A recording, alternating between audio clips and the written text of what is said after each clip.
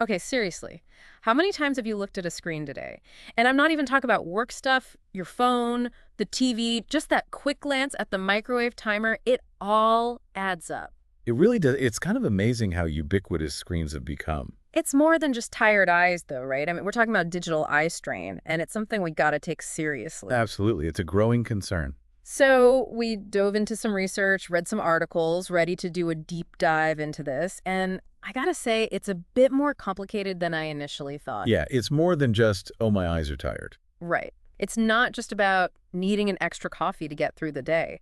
So can you walk us through what's actually going on with our eyes? Why is this digital eye strain becoming such a big deal? Well, think about it. Our eyes, they evolved to look at things at all different distances, out in natural light, Mhm. and now we're constantly glued to these screens, this artificial light, up close. Like asking a marathon runner to just sprint on a treadmill forever. Exactly. Those little muscles in your eyes, they're working overtime to keep those images in focus, and that constant strain, it takes a toll. I never thought about it like that, like a constant workout for your eyes. Wow. It is. So it's not just about how long we're looking at screens, but how we're using them too, right? Exactly, and the research really gets into that. Brightness, how far away we hold our devices, even our individual vision, it all plays a role. You know, it's funny you mentioned the distance thing because one time I was working on this project, staring at my laptop for hours. My eyes were tired, but I just kept going. Been there. But when I finally looked up, tried to focus on something across the room, blurry, everything was blurry. Like my eyes forgot how to see anything beyond my laptop screen. It's a perfect example, it really is. Digital eye strain can really sneak up on you like that. Makes you wonder what other signs we're missing. Oh, absolutely.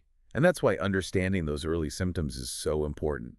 Most people don't realize how much it's affecting them until it becomes a much bigger problem.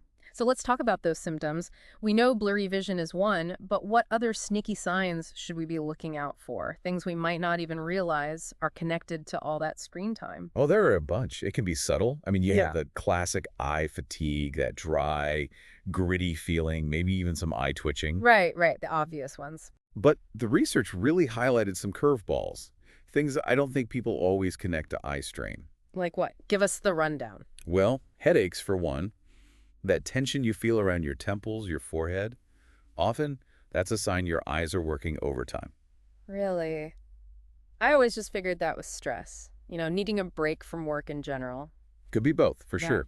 But eye strain is a major culprit, especially if those headaches are worse after you've been on screens a while. And here's another one that might surprise you. Neck and shoulder pain. Wait, what? Neck and shoulders. How's that related? It seems so disconnected, right? But think about it. When you're hunched over a screen, your posture goes out the window. That strain on your neck and shoulders, it radiates upwards, leads to tension headaches, even worsens eye strains. Wow, so it really is all connected. It makes you realize you got to listen to those little signals your body's sending. So even small things like how we're sitting while scrolling on our phone at night can add up. It's all part of the bigger picture.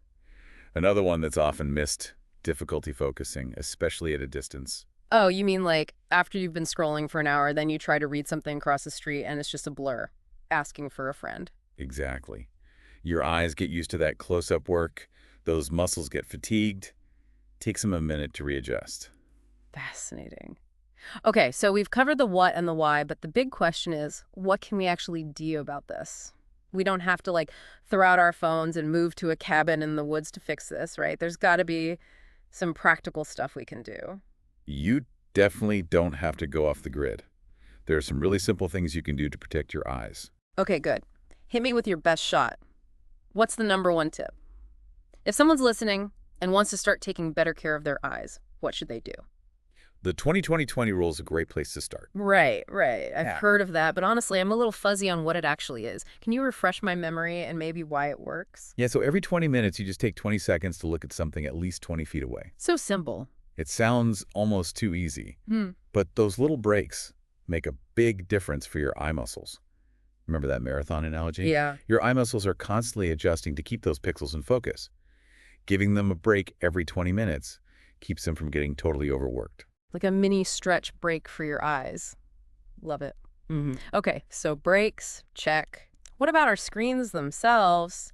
There's all this talk about blue light. What's the deal with that? Is it really as bad as everyone says? Blue light itself isn't bad. It's naturally in sunlight, helps regulate our sleep cycle, but But the artificial stuff is different. exactly, the blue light from our devices is way more concentrated, and we're Mm. staring at it for hours, often at night. So, yeah, it definitely messes with our sleep, but it's also linked to eye strain. Can you explain that a bit more? I'm not sure I totally get the connection. So blue light has a shorter wavelength than other colors, and that means it scatters more easily, creates a kind of visual noise that makes it tougher for our eyes to focus. Plus, blue light penetrates deeper into our eyes, all the way to the retina. Over time, that can actually damage those light-sensitive cells, maybe even lead to age-related macular degeneration down the road. Wow, I had no idea it was that intense. I'm definitely rethinking my late-night phone scrolling habits. So besides being mindful of our screen time, what can we do about this blue light? Adjusting your screen settings can make a huge difference. Most devices now have a night mode or blue light filter. You mean that setting that makes your screen look all warm and yellowish? Yep.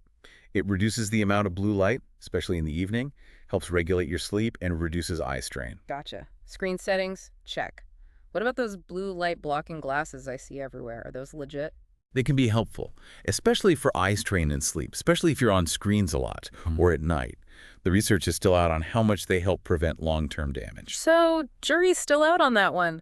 Okay. Breaks, screen settings, maybe the glasses.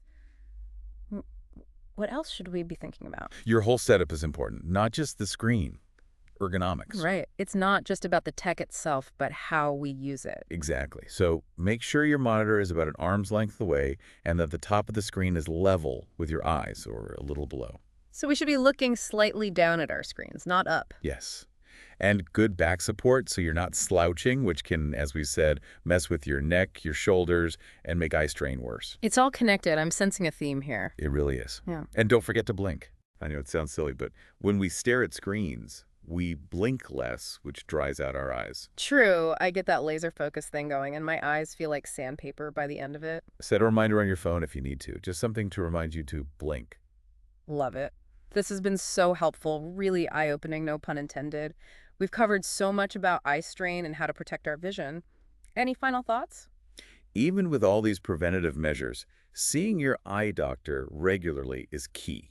And I don't just mean for a new prescription. Okay, tell us why eye exams are so important. They are about way more than just seeing clearly.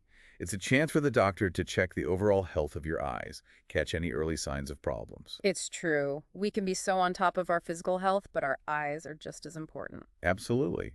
And there are things we can do to be proactive about our eye health, like vision therapy. Vision therapy. What's that? Think of it like physical therapy, but for your eyes. Eye exercises and activities to strengthen those muscles, help you focus better.